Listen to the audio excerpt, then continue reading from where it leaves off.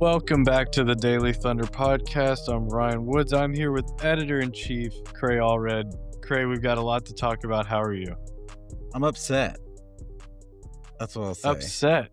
I feel like the bad vibes of the end of the season, we almost made it through the draft and through summer league, kinda with our, kinda optimistic off season, start thinking about next year and stuff, and I think with the probably regardless I think most people I don't know about most, but I don't know, things are not so hunky dory in long-term Thunderland, I feel like, for the fan base and folks like me and yourself and maybe the GM of the Thunder. How are Well, you feeling? I have a s- Thunder world and feelings aside, doing well. But Well, that's actually the most important part, and I'm we do doing have well. I'm doing well normally with excellent, normal people excellent. stuff. We do have I feel like there's so much to talk about. I This is how I'd like to start. I just want because I think you and I feel strongly in some similar ways, in some differing ways. I want you to take whatever you feel the strongest about and just give me the concise, like, thesis. What is the thesis, most foundational thing that you're working from, where everything flows from? What, like, just give me the headline, "This is where I'm at," what you're working. So to me, the biggest takeaway, regardless of the trade, the player, the plan, the draft picks, I think those are all in the mix. But to me, the Thunder GM went on the record and said that ownership is intentionally specifically dodging taxes, not the apron, not the cap squeeze in future years and the rotation and players. To me, the Oklahoma City Thunder are blatantly, straightforwardly saving money on a championship contender. If you take Sam Presti's comments at face value, which not everyone is. What about you? I'll kick it to I you. think well, I think that is based on the last 7 days. I think what you just said is more than fair. Like, I think that is a fair assessment if you've been paying attention, and I think it's more than fair. I wanna ask a question. If Sam never gave this interview, if the Wiggins deal, the Isaiah Joe deal, the Lu Dort deal, um, all comes and goes, but there's no interview, do you feel the same and to the same degree, or is it a little different or different altogether if there's no interview? I'd feel different for sure. Okay, go I would be still kind of in one, I would be saying, "Well, I was wrong." Because my theory of the summer has been pretty wrong.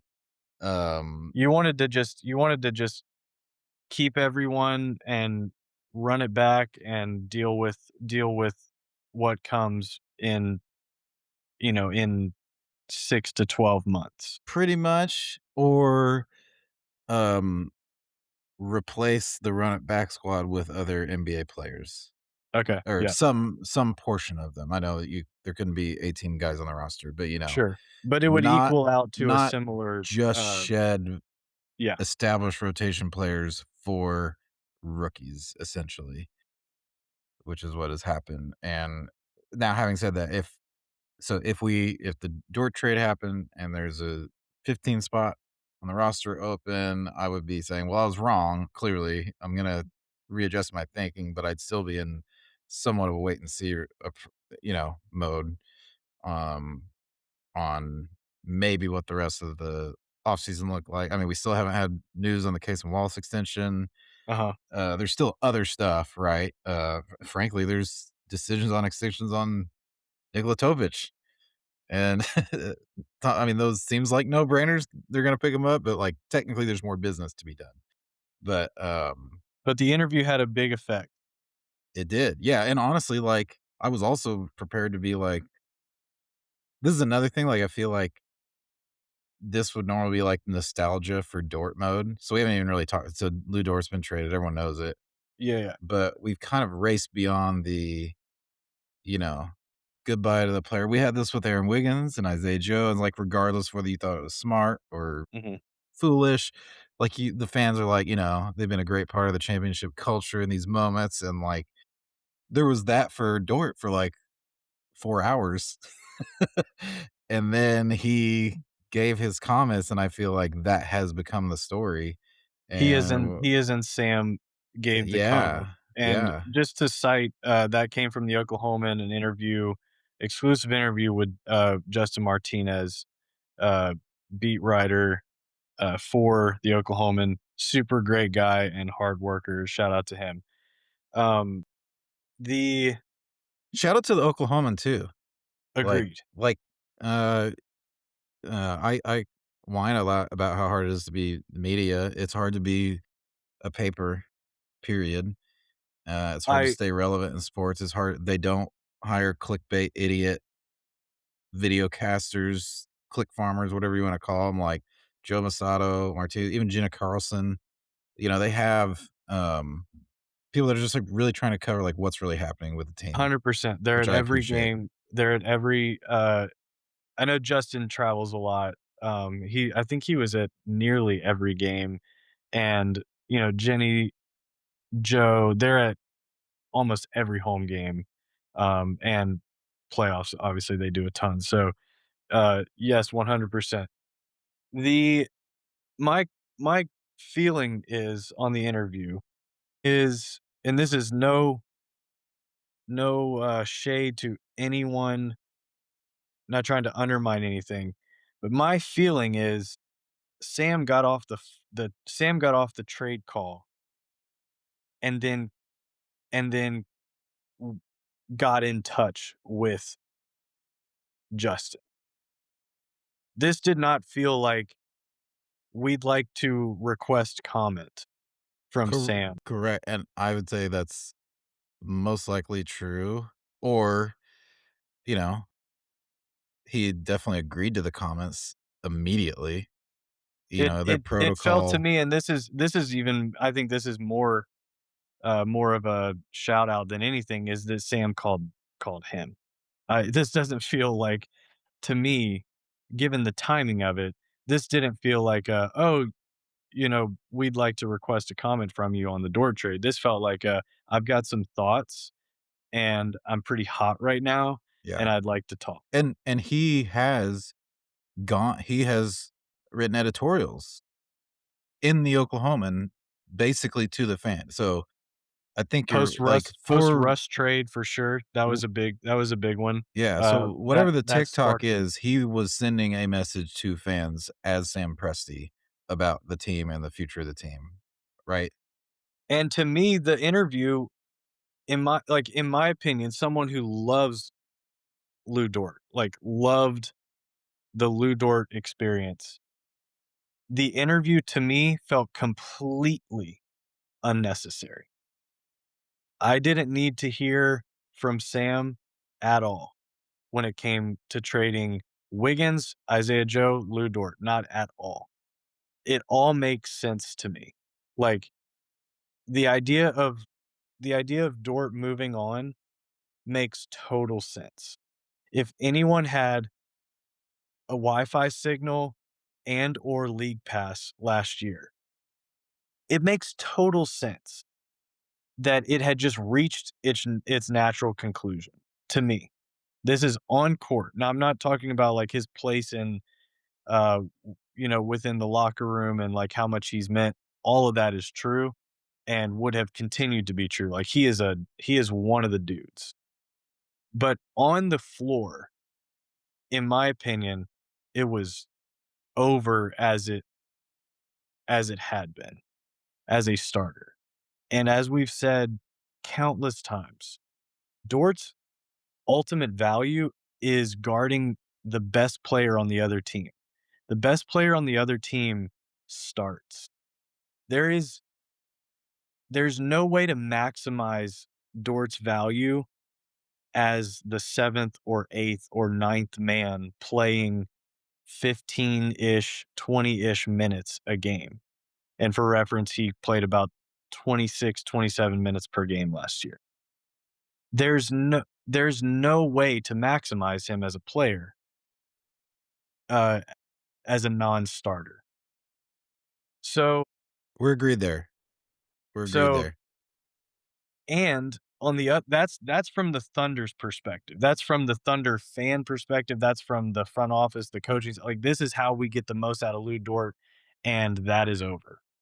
Now And I would say from Dort. that's the widest consensus, Okay, like, of fair. everyone, I think, that And even huge Dort fans are still like, the starting thing was not like, it's Kaysen's time and it's not Dort's time anymore. I think that's pretty widespread among the fan and base.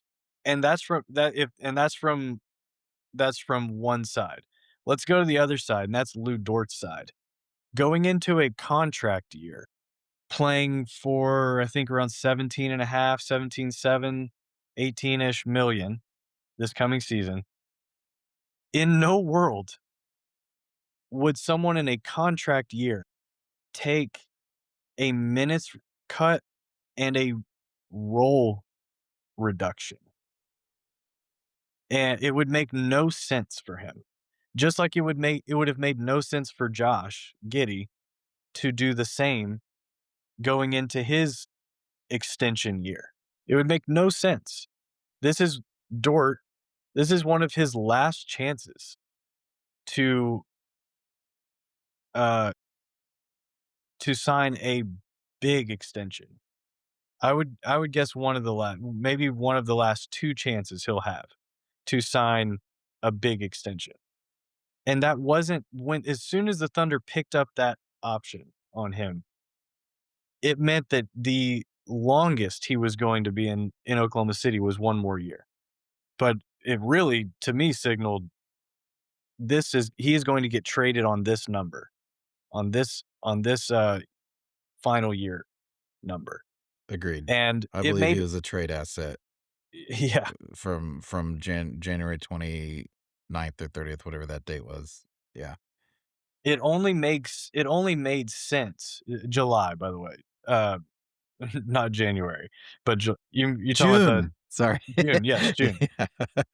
Um, so yeah, I to me, it all makes sense. The whole the whole process. We've talked about it. We've talked about this path before. Uh, they pick up the option, they trade him on that number, and they get back whatever draft capital they can get back with very limited leverage, given their situation, and other teams know it. They get back whatever they can get back. Similar to what they did with Wiggins and Joe, they're going to get him to the Eastern Conference, and then you slide Kaysen into the starting unit, and off we go. And all of that makes sense to me. Even if you were hoping for a different outcome, the outcome that they went with all makes sense. Where it stopped making sense is when Sam opened his mouth in what felt very emotional and very irrational. And it is the more I've thought about it, the less it has made sense why he did that. And I really You're speaking to the phenomenon. So, like you said, everyone had, including me, including you, including every single Thunder fan, like their theory of what's best for the team. We always do, right? You could talk about Giddy or firing Billy Donovan or, a host of these moves. And typically, you have your opinion and you can kind of read the ink blot on the decision, the timing, and the GM doesn't say, this is the direct, this is why, like this explicitly, um, unless like with Giddy or Donovan, where he kind of blames the other party, Yeah. in a nice, polite way. But basically, like with Giddy, he said he didn't want to come off the bench, and Billy Donovan didn't want to be here for a rebuild. In so many words, but with this, it was the owners didn't want to pay him. uh, But and can I just say, if I'm Clay, and I know he's not the sole owner, but would you agree he's the face of that group? he is well, and he very well knows like people consider him that. And he You know, sits courtside at almost every home yeah, game. he was just Um, courtside with him in summer league with Sam Presti. yeah. So let's I'm gonna reference Clay for obvious reasons. Just wanted to state that, like, the face of this group, He's the who chair of the yeah, the ownership governor group, of that but group. he is, for all intents and purposes, he has been the man that brought the team there, makes the business decisions regardless of the, like, ownership stakes and percentages of control and stuff like that. Yeah. So if I'm Clay and I sat courtside for all those games, and then Sam comes to me and says, let's just say we're just gonna play out scenarios. Sam wants to keep Lou, and Sam goes to Clay and says, I want to keep Lou, a player you watched his play diminish and his minutes diminish as the season went along. I need you to fork over $83 million so we can keep him. And Clay's If like, I'm "Man, Bennett Starts is looking pretty good right now." if I'm Clay, I'm like, brother, not a chance. Not a chance. Like, there will be players and contracts to launch into the second apron for and pay monster tax bills for. This just I'm sorry, this just isn't one of those cases. And given like, for me, I'm just speaking for me, because I don't believe that this is one of the cases to pay that much money for. If that's the case, there's no reason for Sam to go say what he said. Just none. To even infer that this ownership group isn't willing to pay for the team when they have paid way more for a much worse version of the team, the Mellow team, a monster tax bill that they paid. They're like, this isn't a group that won't pay. They've already signed, they just re-signed Isaiah Hardenstein. They have Chet on a monster deal. J-Dub, a monster deal. Shea is going to be the richest NBA player in history next season. The most money anyone's ever made in 1 year is next year for Shea. So sorry, like specifically 27, 28. He is going to make a huge amount of money. This ownership group is going to they have and are going to have already clearly shown they're going to pay huge amounts of money for this team. There was no need, no need, like, to keep Dort, and not keeping Dort doesn't show that they are unwilling. And if the win for Sam calling out Clay Bennett in the Oklahoman, if the win is that Clay pays next summer for, a big bill based on the AJ extension and the Kaysen extension and the McCain extension, like, if all those deals get done and it becomes a monster tax bill and he pays it, like, does Sam go back to the Oklahoman and say, "You're welcome. Like, I I did it. I got them to pay. They weren't going to before I spouted off in the local paper." That is a genuine question I have. Like, what's the win? What was the win of him giving that interview and giving some of those quotes of inferring that they might not be on the same page?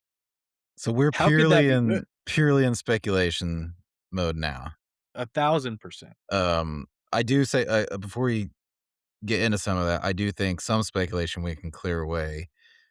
Um, I think the more people think that Presti was doing what they thought was smartest and that they agree with ownership, the less alarmed they are by this. And like, I think Explain so. that. Wait, Um, there's like a Venn diagram with like 14 zones. I think. Like, do you think Dort should stay? Do you think we should move on from Dort? Do you think it's okay to stay over the second apron with this team, or do you think it's stupid to stay over the second apron? Do you think ducking the tax is unacceptable, or do you think that it's fine, it's reasonable, 100 million for Dort or 300 million for these three players? Like, do you think right, like what you think the true motivations of all these things are? I think the kind of I guess smart guy, smart, be smart, Presti pilled people, I think, have been saying for a long time that they're going to duck the apron. They're going to duck the apron. They need to duck the apron. Dort shouldn't start. Kaysen should be extended. Like there's a kind of sequential way of things, and we're close to that. And I think people will think, well, he said it's the tax, but really he's just agreeing with me. It's the apron. And I'm sorry, it's not the apron. Like it's not. And it's okay if that's they're close enough to you, but I think me and you when we're like, this is a regardless of the decision, the moves, the roster, the player, like it's an alarming PR tactic. Uh Surprising at best, alarming at worst. that you're talking about That Sam Presti speak. would Yeah. frame it this way immediately Yes. after the deal. So anyway, just to clear out and one other speculation, a lot of people are saying, "No, he had the green light for the." Well, he probably has the green light to say whatever he wants. Like he probably has that leverage, right? Sure. I Um, agree. I agree. but I really doubt that they said, "Yes, go say that we told you we would be able to pay the tax in the future, but it's just your understanding." And like people are saying it as like some like he's spinning it positively and telling fans everything's gonna be okay. That's not what he's doing. I'm sorry. Um, and then the other idea that well, it's really to Dort because really it was a basketball move because Presti wanted to move on from Dort, but he couldn't say that or he's worried about Shea would think. So he got permission to pretend it was I finance that driven. is the theory that I have that I can that I can buy into a little bit, or maybe I just want to, To me, is I'm not anything's possible. That would have to be because of Shea. That like I said, pot Josh potentially. Giddey, Billy Donovan, Scott like he's never pointed a finger at the owners. Like it's and also like we assume he's been working with Dort, right? Like he has with all the players and it's just, I don't like if Dort's upset, is Dort less upset because he said something in media? He could have said that to Dort, you know? Um, but I And don't know. he coulda said what he said yesterday to Clay. Like, Correct. Yeah. he could have Yeah. said, "This could have been a phone call. This doesn't have" like, I just don't know Well, here's what the win is for projecting, uh, that they're not on the same so I'll give page. you my theory, or I guess kind of the factors I think that are most relevant. One would be when did I think it feels like unless this is some kind of like reverse psychology PR thing to spin it away when they just want to move on from Dort, which seems like crazy to me. Seems like a lot of work Right. It just unnecessarily. seems like there are better ways of going about that. uh, less toxic PR, you know, ways of dealing with it. But so outside of that, I think the main question is when did Sam Presti get told no? And if me when I'm thinking if I put myself in his chair and we compare other decisions and other taxing, he's been able to say, "Can I have Melo? Can I have Paul George? Can I right? Can I keep paying Russell Westbrook for much worse teams?" And probably all of those were in very similar type of like, we've been saving up, we'll pay tax, we'll see how long it goes, we'll see how you do. And I feel like in this instance, he built an actual championship team. They barely missed the finals despite their second best player losing a whole season.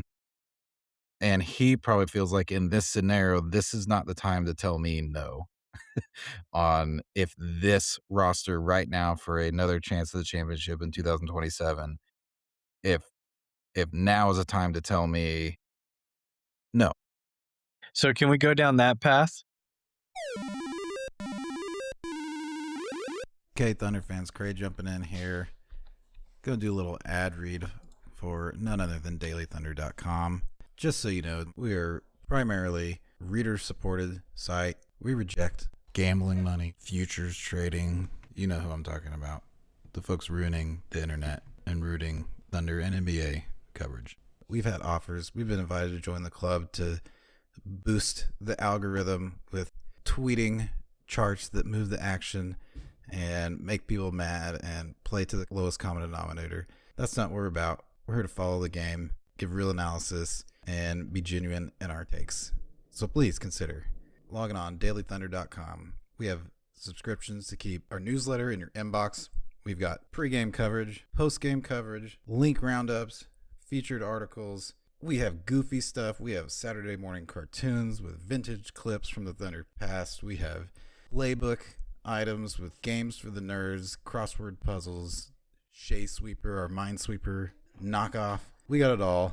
Anything you want. If you're a nerd, if you're serious, if you like the color and the fun and all in between, sign up dailythunder.com. We've got free subscriptions. We have premium tiers for a little extra bonus exclusive stuff, including some really exciting projects we're working on that we think the audience will be excited about soon. Check out dailythunder.com. We've got the frequent newsletter that sends you everything we got. We've got a once a week newsletter that just keeps you updated as the series goes along. We got live commenting. We've got plenty to stay engaged as a Thunder fan and not be so freaking annoyed by all the noise and all the stupidity out there.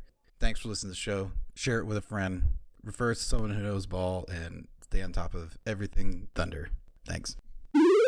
Yeah. I And so my question is, so one, right, like, did they tell him no recently, or did he have like a price tag, like a bottom line number before he traded Aaron Wiggins?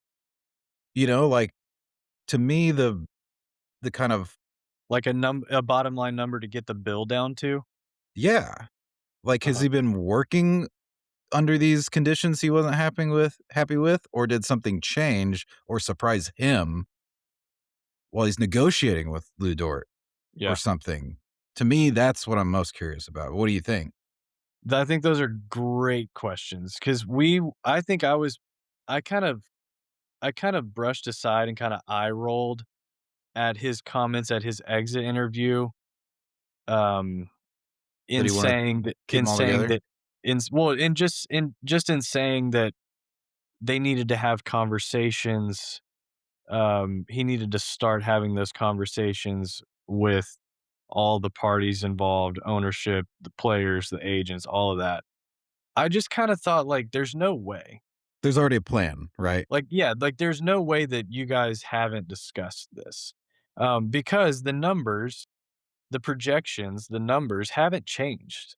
This is the 4th year of this CBA. This is nothing new, and there are people Also, that the work. CBA did not move hardly an inch because there's a projection of the cap before and it budged like penny, not actual pennies, but it barely moved at all. So none of that changed. There are people that have offices that their only job is to work on future stuff, future cap, roster restrictions, extensions, projecting what those would be, what are players worth in the open market at a given time. Like that is what certain people That's all they think about. They might be doing that during games. Like, that is what they do. There's just I can't believe that they just had never discussed it. That Clay and Sam didn't go into pre-exit interview, and they still had no framework for what they wanted, or for the direction, or any kind of mandate on, uh, we're not gonna pay any more than this much in tax, do what you gotta do. Like, whatever that is, it's hard for me to believe that they just didn't have a plan. But, like, I would say even going back to the draft and on. So that is exit interview right into right into the early parts of the offseason, where when the finals are happening, and then the draft. It has felt very much like they just didn't really have much of a plan.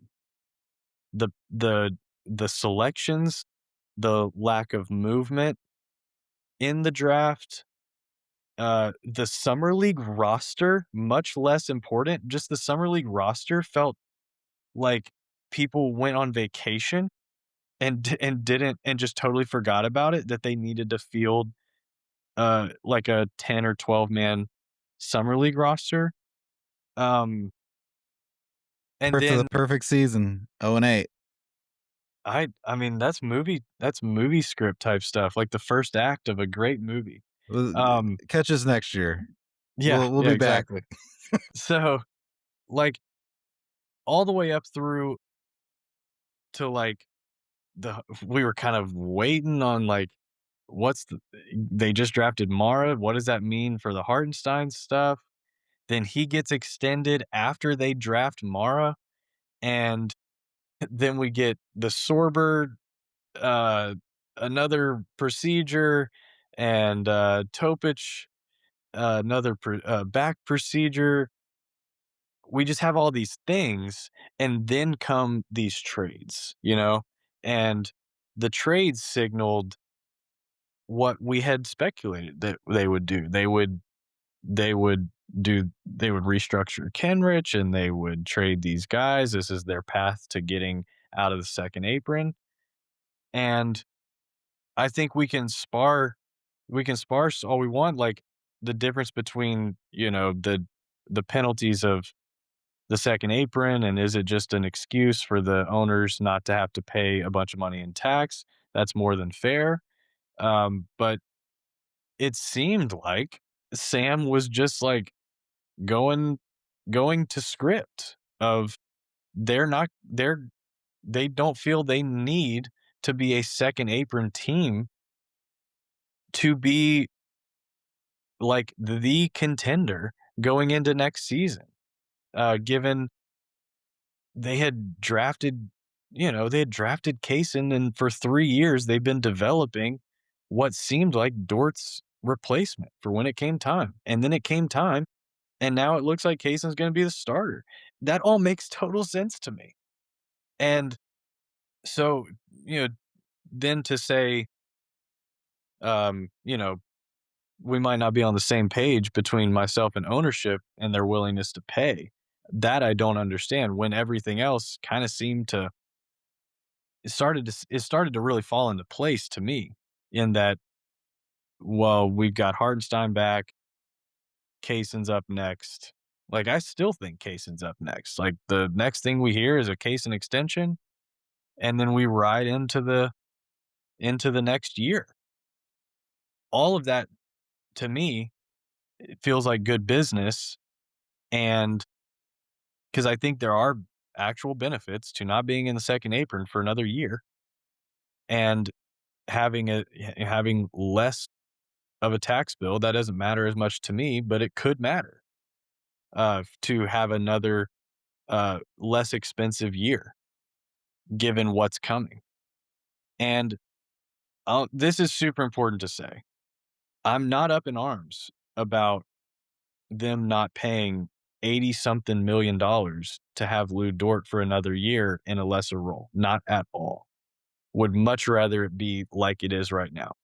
But if we get into next season and they are unwilling to, let's say we haven't gotten a case in extension, or we hear that they're unwilling to pay AJ Mitchell based on what it would cost in tax payments, like, then it or worse, or a member of the big 3, you know?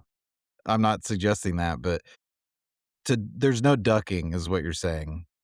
Next, after this like, year, there's no like, like, you now have ninth, the 10th best, there's no one you to shed, correct. quote, You now unquote. have the 8 or 9 guys in place, plus, more first round picks on the way, and a few first rounders and young guys, former, first rounders from a couple years ago, last year, this year, to develop. But you now have the team to move into the second apron with. And so to me, after this season, like, it's now time to start paying for this team. And that is like straight out of the owner's pockets. Like, it is tax paying time. And we've had new multiple, like half a decade with very cheap to zero tax bills, you know, going back to like the COVID season or the season after the COVID season, um, the bubble season. So like the post Chris Paul era, this team has been pretty cheap as far uh as taxes, luxury tax is concerned. And you're getting essentially a free arena off of taxpayers. $1 billion arena that you're putting in, like, what, 50 mil? Yeah, 50 So mil. so you have you have had plenty of time to set aside huge amounts of money for when the team does get expensive. Because again, And also just, basketball revenue skyrocketing. 100% new The media deal. team, what the team is worth, Yes. and the more than quadrupled their like, they are They're sitting on a loaded huge via asset. the Thunder. They're not hurt, even though And they're a small market, they are raking in, they're sitting on a cash cow. and they're about to probably, between new arena and potential expansion before the end of the decade, that's another just free influx of cash. And Presti mentioned that. He's like, "We got more revenue coming." So, like, it is reasonable to read some of those comments and say, "We're good to go." But my issue And if is he would have said that yes, clearly, and I yes, will say for the people that think we're overreacting, I shouldn't get so annoyed by Twitter people, but like, you know who could make a clarifying comment to the Oklahoman? Sam Presti. He's very aware of the wildfire he started. he has the connection, he He can has the call the phone whole number. media together. He will talk to the media for 2 hours if he wants to, and he does sometimes. Like, he was making a point. He Yes, made a point. it feels very, as much as it felt loose-lipped and reckless, it was intentional. What he said was intentional. Whether he went to bed last night and woke up, or went to bed Sunday night and woke up Monday regretting a couple of the comments, who knows? But he intentionally said all of those things, and part of it reads calling he's calling out Clay. And if I'm Clay, I'm like, "Brother, like, why would we have done that? You're acting as if I didn't you're acting as if I told you have to trade AJ or trade Kaysen. I just told you that we're not gonna pay almost $100 million for Dort. That's all I said. That's all I said." And, like, I think that's perfectly reasonable. I don't think that makes Clay a cheap owner. I think that makes him pretty reasonable. And I think it says more I think it says more about Sam. What on earth are you seeing in Dort? What kind of model is showing you something that everyone else's eyes are telling them the other thing?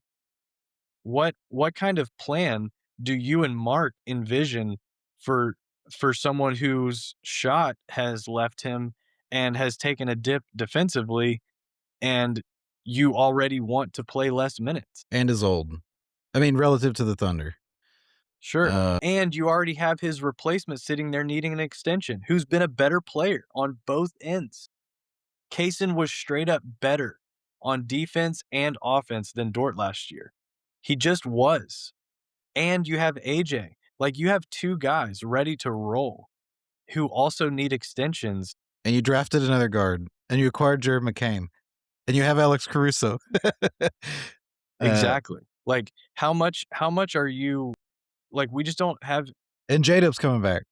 we don't have any more minutes. Like, unless you're just gonna make everyone mad, including fans and Kaysen and AJ, and just start Lou, which again, I would not have ruled out had he stayed on the team. I would have believed it when I saw it, as far as him coming off the bench, Yeah, and I'm because the rare that makes no sense to me.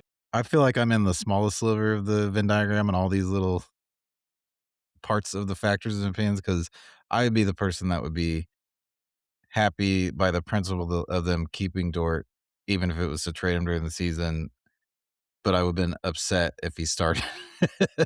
um, just that, just because of the way I see that asset, and so I have to admit, like, what I think is smartest is coloring what I make of Sam Presti's. I think that's going to be true of everyone. Um, I have And I felt the same way you feel. Like, I was pretty much I know we felt differently about, like, you were kinda hoping everyone just kinda stayed together, but once the trade was done, I was like, "Interesting team to trade for Dort, given who they have, the timing's interest so weird. interesting price."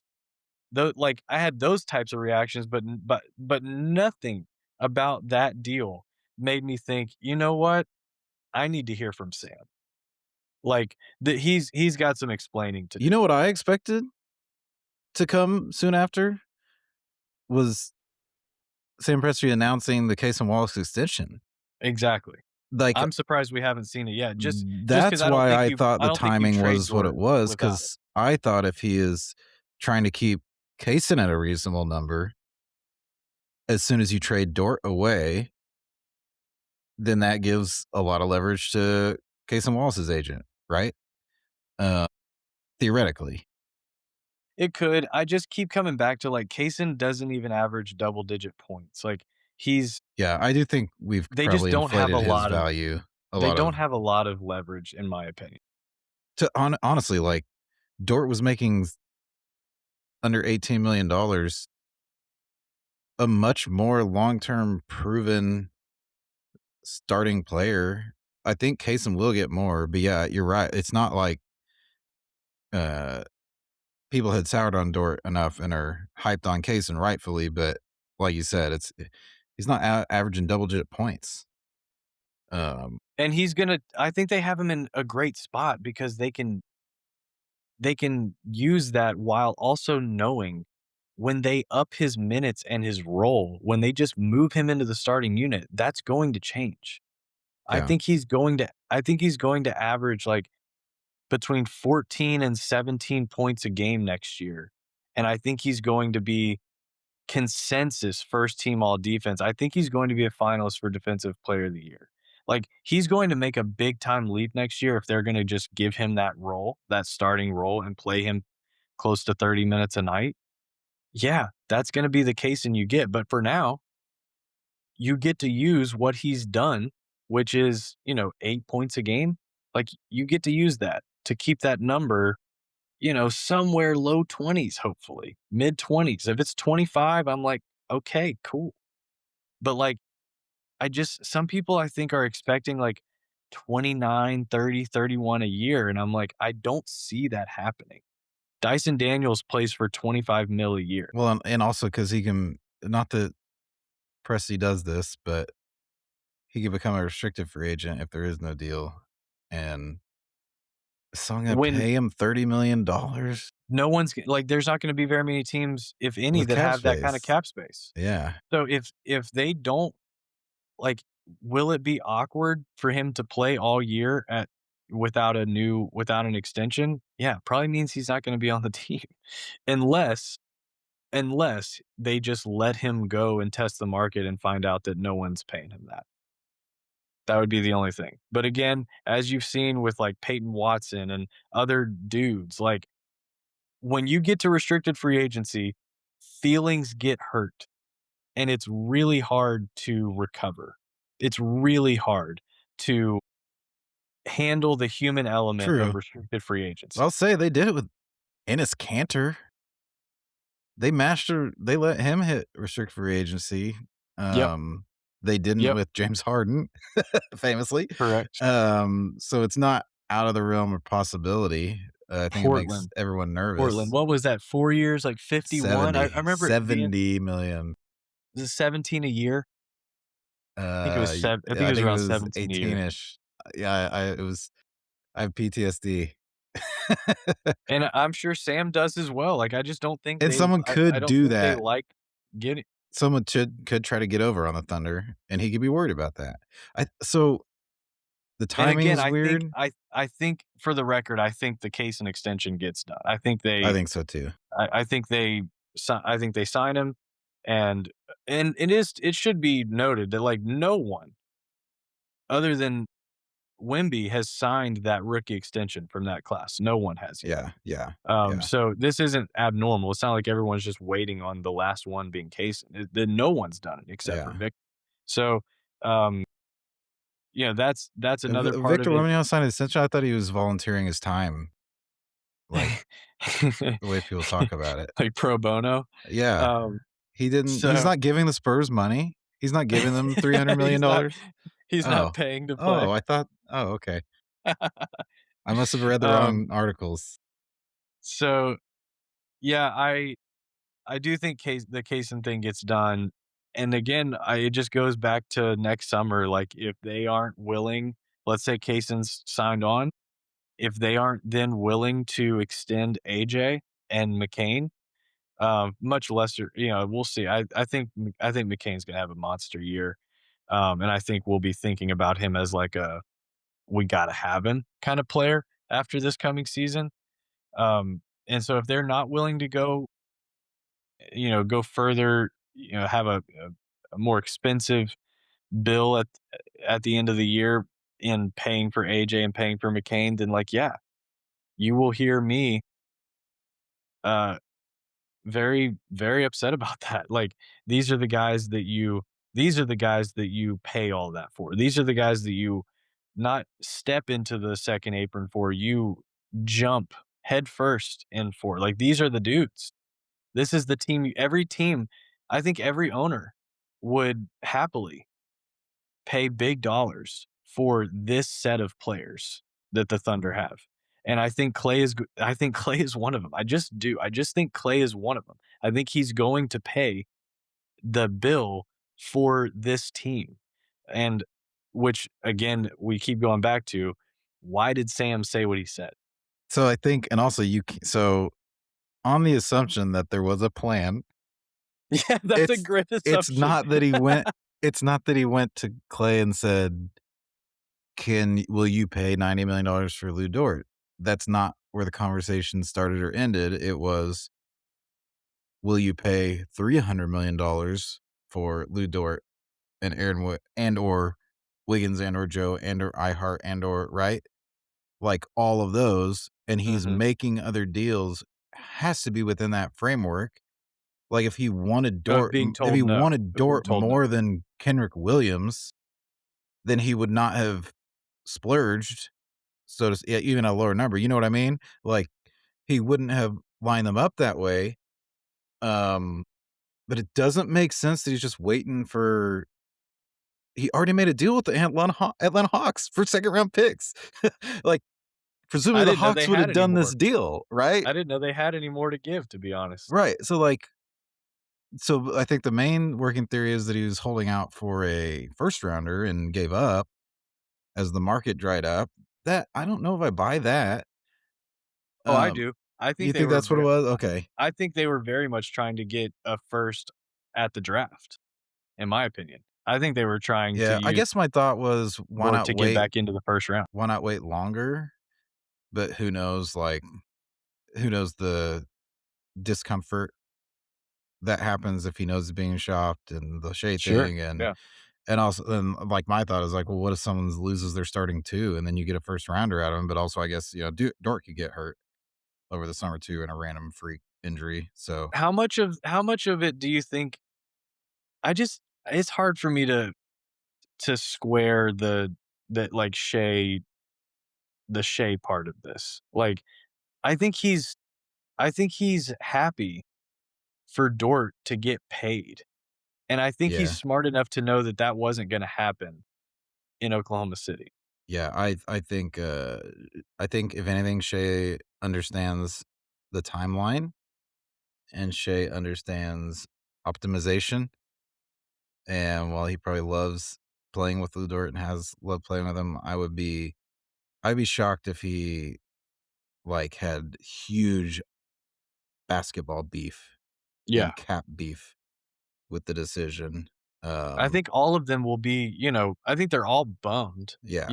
to see Wiggins and Joe and Dort not on the team. I think I think I feel that way. Like, I think it is a bummer So that my those qu- guys are gonna wear other uniforms, but, like, that's the system that's in place. so like I think the two outside of just shopping from a pick and they just knew we're gonna we're gonna pick up your option, we're gonna trade you, and we're gonna work with you. It's probably the most likely thing that happened. Theoretically, there was a number that ownership would have extended him on, but it probably would have been so unrealistic that they knew day 1, we're not gonna meet in the middle, you know? And same exact thing with Giddey. I think there was a Right. number, and they were probably like, they're gonna say no to this, and then And that part makes sense when him and iHeart and Kenrich are alive, but not once the iHeart deal happens, yes, right? Then you start losing that space. But I just can't imagine him at any point going, "Okay, could I keep him now? Or can I up my offer to him?" Like, I don't so to me, if you want my conspiracy reckless speculation is that nothing changed. Nothing changed, but he the owners didn't give him the, reassurance that he wanted about the other players. about Uh, future teams. yes, so my like, I think he knew the number this time, he knew the players, like, sure and if he didn't, honestly, that's malpractice. You can't sign Kendrick Williams and then be like, "Oh, crap, I can't have Dort too," if that's what you think is best, like, that would be on him, and I just can't imagine that being the case, so, I think when it came down to it, he was comfortable, but then I think he said, "Okay, I couldn't even get a first round pick. I'm gonna pull the trigger," and just, like, to confirm, "What's my number for AJ?" Mhm. What's the is it, do I get 300,000,000 in taxes next year? Like, I feel like that it's the principle. It's something probably a little bit petty or maybe a little, and I doubt they said, A "Oh little oh, petty. we'll see," but they probably didn't say, "Yes, yes, yes, you're the GM, we save taxes." They probably gave some kind of, "Well, we need to see the team, we need to see the player play, we need to," and I think probably, I wouldn't call him the most egotistical GM or personality in basketball by any stretch, but, um, uh, I think he wants more capital than that and more pull than that for, even Clay Bennett to say, "Well, if I disagree with you that AJ Mitchell is not as good as you think he is next summer, like I disagree with you on Dort or what," like, I'm gonna keep that over you, and I just feel like it's some kind of sticking point like that that's probably in the grand scheme of things not gonna change anything. But it is a something that just doesn't sit right with him, and he doesn't feel like he is empowered in the way that he feels like he is earned by building the wouldn't team. that doesn't that come let's say that that's true. Isn't that wouldn't that be surprising that, like, Sam hasn't earned, like, essentially, like, a gold card to do, Yes, it to would, do what he wants? and if he hadn't, he'll get a blank check, gold card, build your team, buy the groceries, whatever you want at plenty of other franchises, right? Mhm. Yeah. So, And I if doubt if it's w that bad, agreed. but I think it must have been somewhere enough for him to feel limited enough as a decision maker outside of the owner's financial interest that he just wanted to send a message. If he had just said if the interview read more like, "I know we just traded 3 fan favorites, guys that have meant a lot and that we love, but rest assured, this is the last time we're doing this because X, Y, and Z." If it had read like that, more like, "We're just going to just level set with Y and just kind of agree And it was so with close your to that. It was so close to like, that. agree with your feelings that, like, we love them too. We hate that this is the business too. This is just this is the environment we're in." If it was just that, if it was just, "We agree, like, we're with you. I feel that way too. I hate trading these guys. I hate having to work with agents and other GMs talking about these guys being in their uniforms. I hate it." If that was the message and it was just like, "But don't worry, like, we're done with this. Like, we had to do this. This was from a united front, like ownership, front office. This is what we felt was best for the Thunder long term, but we're done with it." Like, I'd frame it. I'd hang it. That's a great message to send because That's I think it checks every box. I think it meets every fan, even the ones that agree with what he did. I think it's nice to hear. But and so, like, I say that to say, is there a chance that, like, he just said some words that really inflame that thing, that, like, literally make it totally different, that, like, maybe if he just, like, had it over, he would just say it different. there is a possibility, although, like I said, he could clarify, but He could, he really could. it's more than a 0% chance that he was being careful to protect the owners. To Yes, say I totally agree, like, "I don't want to go on totally the agree. record and say and tell the fans that the fans have a blank check, and that the owners will pay the taxes for every player the fans want." To me, that would make sense, but, like, it was so close to that, it was so he reiterated that it would be so different if he hadn't said, "Well, the impression they gave me, Correct. and it's my understanding that we will be able to, not we will, we can pay tax in the future." Like, it's just so off, and I think and what if honestly, what if that was the message? What if that was a united front, and the plan was to say from the start, "I'm gonna trade them all, and I'm gonna make a statement, and I'm gonna say that we're saving money now, we're gonna pay in the future," and he said, "So I can say it this way," and they said, "Well, can you give us some wiggle?" And he's like, "Oh, I'll give you some wiggle."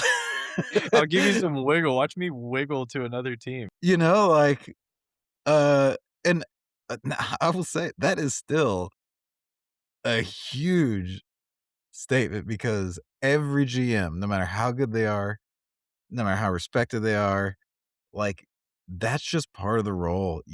Yeah. You get crapped on for ducking the tax, for not reaching.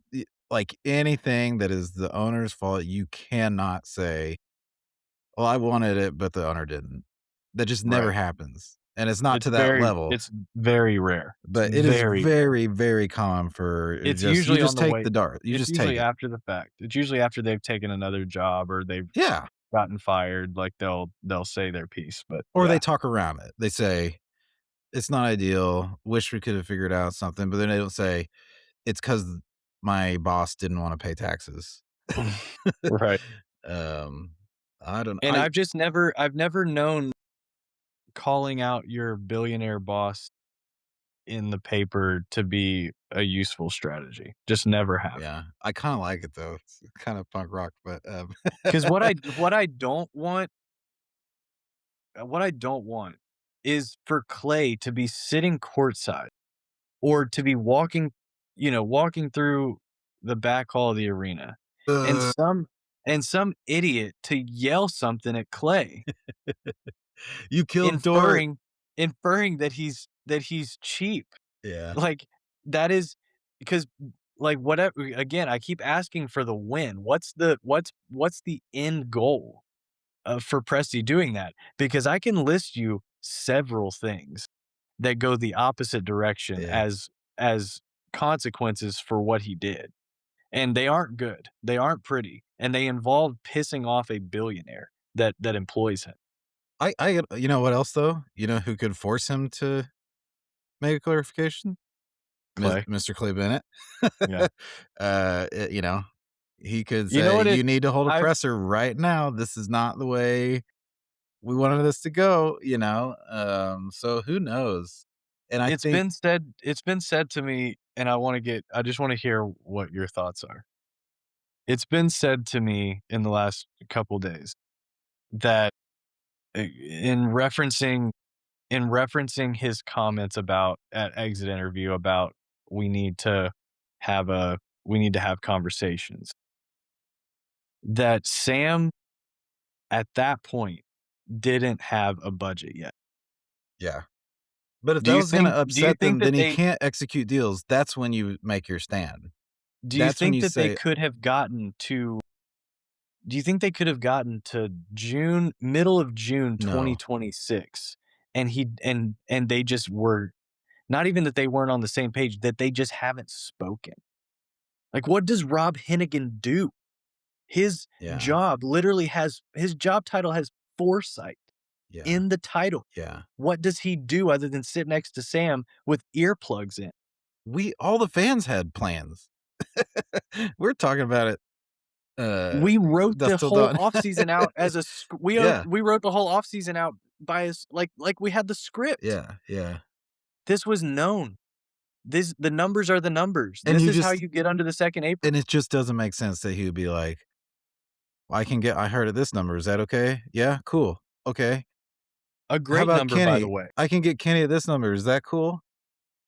Good, I was hoping you'd say yes. Like, "Okay, Dort, here's where we're at with Dort." "What?" It just makes no I will say, they have been a united front, and, I do think I have a little bit I wonder, like, it's just total guesswork, but, everyone's blaming the second apron. The New York championship next, like, the day after they win, James Dolan's like, "But we're not doing the apron thing." What if, like, they had a plan and Clay Bennett's like, "Can you blame the apron?" And Presti's you know what? I think Presti likes the apron. I don't think it's a mistake that he keeps saying the apron is no problem for a team like ours. Like, he's proud that he has the players, the picks, the vision that, like, you can't catch me because of the apron.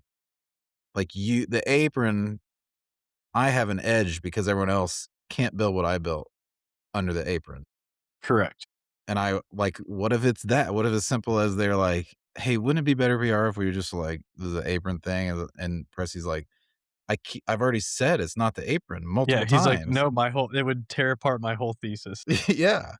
Um, so I don't know. I do think that's just my theory is that it is something, uh, I wouldn't say not small to Presti, but, like, not it wasn't a number for Lu Dort. It wasn't $90 million instead of $80 million, or,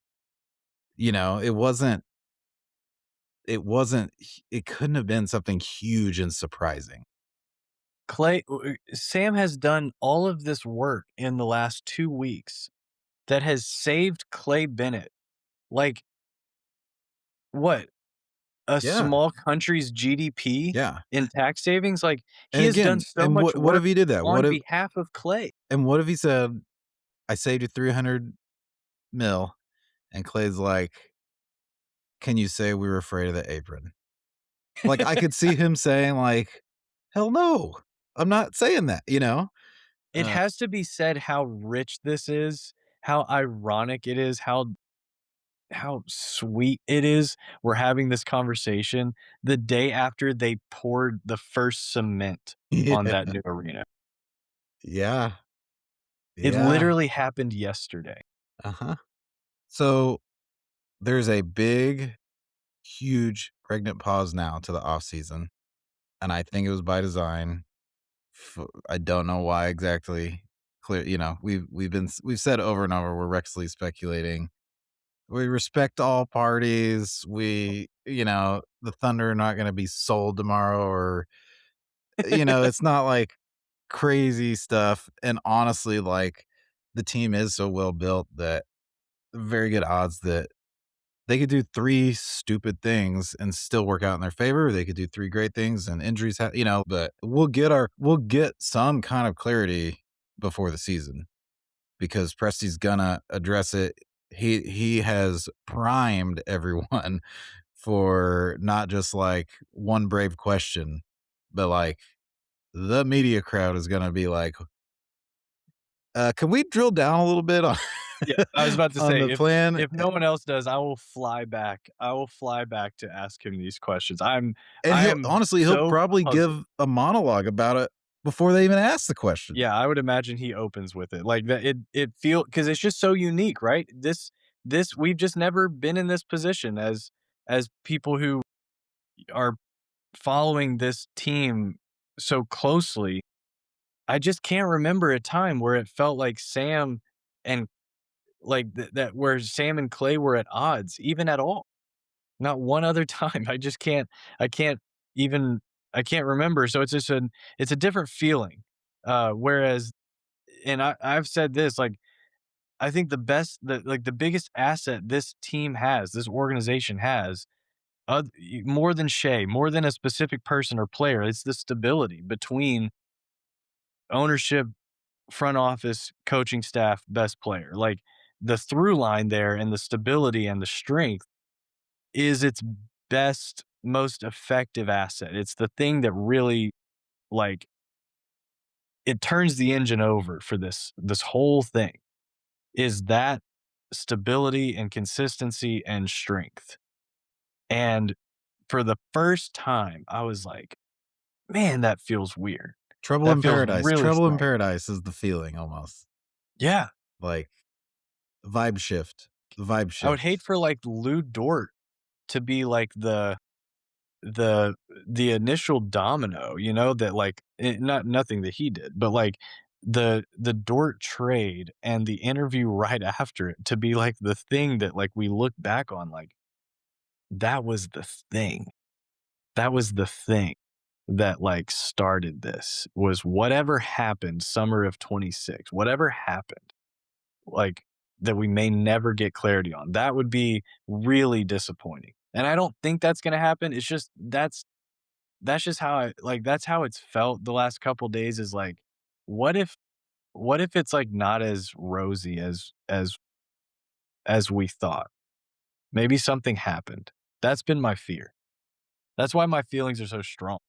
'Cause, like, that sounds like, that sounds like your worst case scenario unless you're Portland right now. Yeah, and like I said, we kinda weren't totally aligned on the best moves and the best cap management, but, like, I feel like that's where we're misaligned with so many other people that feel like we're overreacting. Is it's not really about Dort.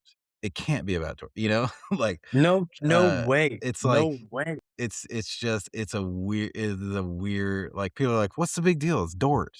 It's like, yeah, that's kinda what we're Right, saying, like, why is this right. the How did way the how did Dort thing's getting framed to us? Yeah. how did all of these, like, very sensible, rational, expected moves, how did those equal, um, you know, a a free interview to the local paper?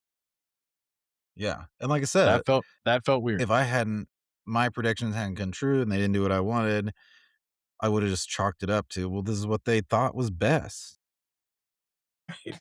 not Right, like the parents are fighting.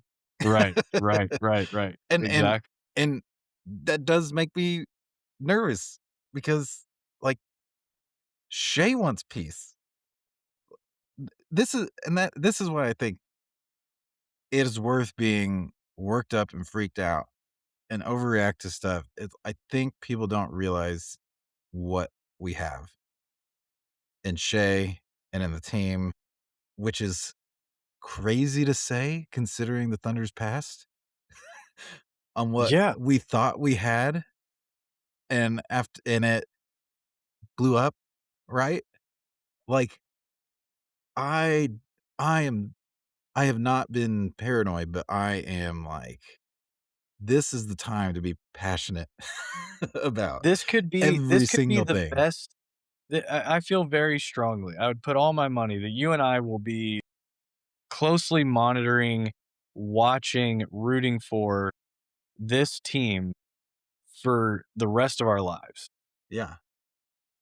And this current time, this era might be the best it ever gets. It might never get any better than where we currently are right now. This team, a title and future contention years. This might be the best. Might not be, but the chances would say, NBA history would say, you better hold on tight. You better enjoy every second of this. And that interview was the first time any of this felt threatened. Not losing Wiggins, not losing Joe, not drafting Mara, LOL, not trading Dort. None of that felt threatening to what it currently is and what it could be until until that interview. Well, we're on alert. Like I said, that's what I said, like, I had Mara LOL trades, you know, we're gonna summer's gonna die and the season will come and we'll think about the new season and that'll still happen, but Mhm. man, what a like This will be a talking point. This will be something like you said, like a pregnant pause. This will be something that is discussed from now until opening night or until training camp availability, unless a clarification is made. You know what I mean? This will be the something that we talk about for weeks and weeks and weeks. A massive watch this space, yeah. to everyone listening. Just like buckle up. This is the time to lock in. Like stay vigilant. Stay vigilant out there. Head on a swim. Yep. Alright. Well, I'm glad we vented. This was much needed. We've been texting for the last couple days, but we needed to just long form get it out. We needed to just like And I we needed to get some thoughts out. I yeah, needed to bounce things off of you. I needed to hear what you were thinking. Like this was yeah. And my wife is saying I was under the impression it was my impression that the podcast would be over by now. Uh, she aspires for you to if get I off got the phone. on at a certain hour, then that would mean that I could get off at a later hour. So I better.